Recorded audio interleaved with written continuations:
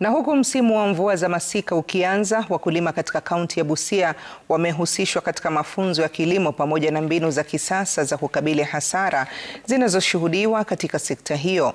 Kulingana na baadhi ya wakulima, masaibu yao yanatokana na ukosefu wa mbegu halali pamoja na gharama ya kupima udongo kabla ya upanzi.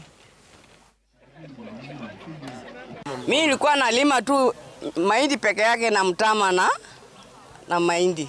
Lakini nimeona hapa vitu tofauti yenye hakuna kwangu. Lakini nahitaji pia mimi nipate hiyo mbegu.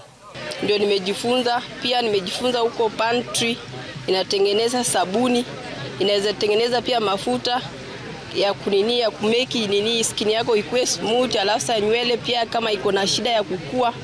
Pia nimejifunza chenye sikuwa najua. Katika climate change, uhakika tumekuwa na changamoto kubwa, haswa mimea vinakauka, lakini katika mafunzo haya nimekuja kugundua kwamba kuna solar panel iko mahali hapa ambayo pia imeletwa, ili at least tukipanda mbegu yetu wakati climate inabadilika tunaendelea kupata mavuno mingi sana.